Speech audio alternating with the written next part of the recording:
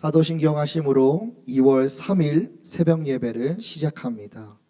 전능하사 천지를 만드신 하나님 아버지를 내가 믿사오며 그 외아들 우리 주 예수 그리스도를 믿사오니 이는 성령으로 잉태하사 동정녀 마리아에게 나시고 본디오 빌라도에게 고난을 받으사 십자가에 못 박혀 죽으시고 장사한 지 사흘 만에 죽은 자 가운데서 다시 살아나시며 하늘에 오르사 전능하신 하나님 우편에 앉아 계시다가 저리로서 산자와 죽은 자를 심판하러 오시리라. 성령을 믿사오며 거룩한 공회와 성도가 서로 교통하는 것과 죄를 사하여 주시는 것과 몸이 다시 사는 것과 영원히 사는 것을 믿사옵나이다. 아멘. 할렐루야. 오늘 하나님께서 우리에게 주시는 말씀 사무엘상 5장 1절부터 12절의 말씀 보겠습니다.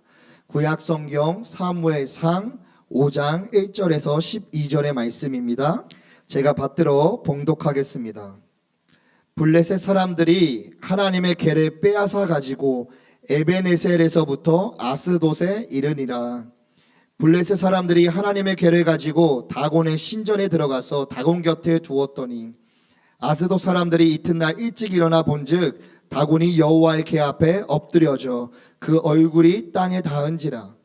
그들이 다곤을 일으켜 다시 그 자리에 세웠더니 그 이튿날 아침에 그들이 일찍이 일어나 본즉 다곤이 여호와의 궤 앞에서 또다시 엎드려져 얼굴이 땅에 닿았고 그 머리와 두 손목은 끊어져 문지방에 있고 다곤의 몸뚱이만 남았더라. 그러므로 다곤의 제사장들이나 다곤의 신전에 들어가는 자는 오늘까지 아스돗에 있는 다곤의 문지방을 밟지 아니하더라.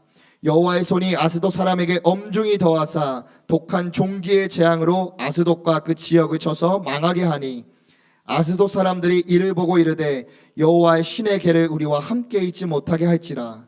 그의 손이 우리와 우리 신 다곤을 친다 하고 이에 사람을 보내어 블레셋 사람들의 모든 방백을 모으고 이르되 우리가 이스라엘 신의 궤를 어찌하랴 하니 그들이 대답하되 이스라엘의 신의 궤를 가드로 옮겨가라 하므로 이스라엘의 신의 궤를 옮겨갔더니 그것을 옮겨간 후에 여호와의 손이 심히 큰 환난을 그 성읍에 더하사 성읍 사람들의 작은 자와 큰 자를 다쳐서 독한 종기가 나게 하신지라. 이에 그들이 여호와의 궤를 에그론으로 보내니라.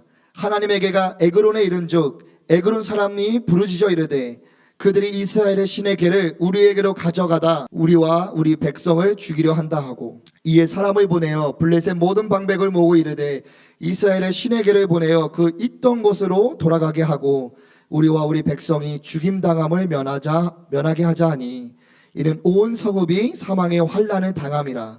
거기서 하나님의 손이 엄중하심으로 이 아니한 사람들은 독한 종기로 치심을 당해 성읍의 부르짖음이 하늘에 사무쳤더라. 아멘. 할렐루야. 오늘은 어제에 이어서 실질적인 하나님의 임재 두 번째 말씀을 나누고자 합니다. 오늘 말씀을 통해서 우리가 가장 먼저 알아야 할 것은 하나님의 임재는 단순히 은혜를 주고자 함이 아닌 것이죠. 하나님께서 임하시는 가장 첫 번째 목적은 무엇입니까? 하나님이 하나님 되게 하시는 것입니다. 하나님을 하나님 되게 나타내시는 거예요. 오늘 말씀의 내용이 그런 것입니다. 지금 본문의 상황은 어떻습니까? 어제 우리가 보았던 사무엘상 4장에 블레셋과 이스라엘이 전쟁함을 통해 두 번이나 이스라엘이 패배하였습니다. 그리고 이스라엘에게는 가장 소중하다고 여기는 그 하나님의 언약궤를 빼앗겨 버렸습니다. 지금 이것은 그냥 단순히 물건이 빼앗긴 정도가 아닙니다. 왜냐하면 이스라엘에게 하나님의 언약궤는 하나님의 임재의 상징이기 때문이에요. 지금 이스라엘 안에 하나님의 언약궤가 없기 때문에 그들은 어떻게 생각했을까요? 하나님이 우리를 떠나셨도다. 하나님께서 우리와 함께 계시지 않을 것이다 라고 생각했다는 거예요. 그래서 이스라엘은 지금 어떤 사기도 없고 의욕도 없고 삶의 기쁨도 다 사라졌습니다. 지금 그들의 삶에는 절망만 있을 뿐이에요. 애통만 있을 뿐이에요. 왜? 하나님의 언약궤가 있지 않아 이제는 주변 이웃들로부터 주변 원수 나라로부터 우리를 지켜줄 하나님이 없기 때문에. 반대로 블레셋은 하나님의 언약궤를 가져왔습니다. 하나님의 임재를 상징하던 하나님을 상징하던 그 언약궤를 가지고 왔어요. 무슨 말이냐? 블레셋은 지금 교만 안에 빠져 있어요. 이스라엘을 이겼기 때문에, 하나님의 언약궤가 있음에도 불구하고 이겼기 때문에 우리 다곤, 내가 믿는 신이 하나님보다 더 강하다고 교만하고 있는 것입니다. 그러나 여러분, 오늘 말씀을 통해 우리는 무엇을 볼 수 있습니까? 하나님의 임재를 볼 수 있어요. 오늘 말씀해 보십시오. 하나님의 언약궤가 블레셋 땅으로 들어갑니다. 블레셋 사람들이요, 빼앗은 언약궤를 자신들이 섬기는 다곤이라는 신전에 가져다 놓았습니다.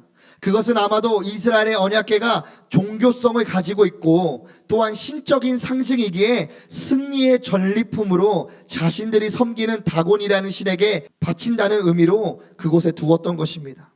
그러나 이것은 하나님께 기회였습니다. 하나님께서 어떻게 하셨습니까? 오늘 말씀해 보십시오. 블레셋 사람들이 언약궤를 다곤 신전에 가져다 놓았지만 그 다음날 어떻게 됩니까? 다곤 신상이 하나님의 언약궤 앞에 엎드려졌다. 할렐루야. 그들이 일으켜 세우고 다음날 또 가서 보니 이번에도 마찬가지로 다곤 신상이 또 하나님 언약궤 앞에 엎드려져 있습니다. 그러나 이번에는 머리가 잘렸고 두 손목이 끊어졌습니다. 무슨 말이냐? 하나님께서 그 능력을 박살내셨다는 거예요. 그의 교만함을 물리치셨다는 겁니다. 블레셋은 당당했습니다. 교만했습니다. 그러나 여러분, 하나님의 언약궤 앞에 그들이 섬기는 다곤신은 아무것도 쓸모없는 존재였던 것이죠. 오늘 말씀의 핵심은 이것입니다. 하나님이 하나님 되심, 하나님께서 역사하심을 나타내시는 거예요. 오늘 말씀해 보니 하나님의 언약궤 가는 곳곳마다 하나님께서 블레셋 사람들을 심판하십니다. 성읍을 심판하십니다. 여러분, 말씀을 자세하게 보십시오. 오늘 이스라엘이 등장하지 않아요. 이스라엘이 싸우지 않아요. 누가 싸우시느냐? 하나님께서 싸우시는 겁니다. 아멘이십니까? 이스라엘 백성들이 언약궤로 들고 갔을 때, 블레셋과 전쟁했을 때 그들은 졌습니다. 그러나 하나님 홀로 적진에 들어가 블레셋 모든 성읍과 블레셋의 모든 백성들을 가는 곳곳마다 심판하신 내용이에요. 사랑하는 여러분, 진정한 승리는 하나님께 달려있는 것입니다. 이것이 하나님께서 싸우시는 방식입니다. 우리는 내가 하려고 합니다. 우리는 내가 무언가 이루려고 하지만 진정한 승리는 하나님께서 하시는 거예요. 이스라엘 백성들이 패배했던 이유는 무엇입니까? 하나님과의 관계가 끊어졌기 때문에, 자신들이 이기려고 했기 때문에. 우리에게 하나님의 언약궤가 있으니 하나님이 우리와 함께 하시기 때문에 승리는 당연한 거야. 교만한 것입니다. 자신들이 싸우려고 했기 때문에, 교만했기 때문에 하나님과의 관계가 끊어진지도 모르고 그들은 그저 하나님의 언약궤만 믿었다는 거예요. 그래서 어떻게 됐습니까? 그들은 패배를 맛본 것입니다. 그러나 언약궤는 빼앗겼지만 그 언약궤가 블레셋 마을에, 블레셋 성읍에 갔을 때 어떤 일이 일어나요? 하나님께서 가는 곳곳마다 심판하시는 역사, 하나님이 하나님 되심의 역사를 경험케 하신 것입니다. 우리가 해야 할 것은 무엇입니까? 잠잠히 하나님을 바라보는 것입니다. 잠잠히 하나님을 신뢰하고 의지하는 것입니다. 하나님이 하실 일들을 하나님께 맡겨드리는 것입니다. 우리는 그분과의 관계를 가장 먼저 생각하고 중점을 두어 하나님과의 관계를 먼저 생각해야 되는 것입니다. 이스라엘이요, 출애굽을 하고 광야로 들어가기 전에 홍해를 만났습니다. 앞에는 홍해요, 뒤에는 애국 군대가 쳐들어오고 있습니다. 여러분, 그 상황이 얼마나 혼란스러웠습니까? 모세가 얼마나 당황했을까요? 이제야 출애굽한 이스라엘 백성이 진퇴양난에 갇히니까 오히려 하나님과 모세를 원망하기 시작하는 거예요. 그러나 그 위기 때 하나님 어떻게 하셨습니까? 오늘 하나님께서 모세를 통해 이스라엘 백성에게 이렇게 말씀하셨습니다. 출애굽기 14장 13절에서 14절의 말씀입니다. 모세가 백성에게 이르되 너희는 두려워하지 말고 가만히 서서 여호와께서 오늘 너희를 위하여 행하시는 구원을 보라. 너희가 오늘 본 애굽 사람을 영원히 보지 아니하리라. 여호와께서 너희를 위하여 싸우시리니 너희는 가만히 있을지어다. 아멘. 하나님의 임재를 경험하려면 먼저 내가 잠잠해야 되는 것입니다. 먼저 나의 생각과 나의 뜻과 나의 계획과 나의 자아를 침묵하게 하고 내려놓아야 되는 것입니다. 그 시간을 통해 나를 버리고 하나님의 생각과 하나님의 계획을 따라 살아가는 것입니다. 이것이 승리의 길이고 이것이 승리의 원리인 것입니다. 사랑하는 여러분, 성경은 단 한 번도 우리에게 나가서 싸우라고 말씀하시지 않습니다. 성경은 단지 우리에게 준비하라고 말씀하셨습니다. 무엇을 준비할까요? 하나님과 함께함을 준비해야 되는 것입니다. 사랑하는 조원의 성도 여러분, 하나님의 임재를 사모하게 주님의 이름으로 축복합니다. 신앙생활은 내가 사는 것이 아니라 사라지는 것이라고 목사님께서 여러 번 강조하셨습니다. 믿음 생활도 마찬가지입니다. 내가 믿고 가는 것처럼 보이지만 하나님께서 믿어지게 하셔서 살아가게 하시는 겁니다.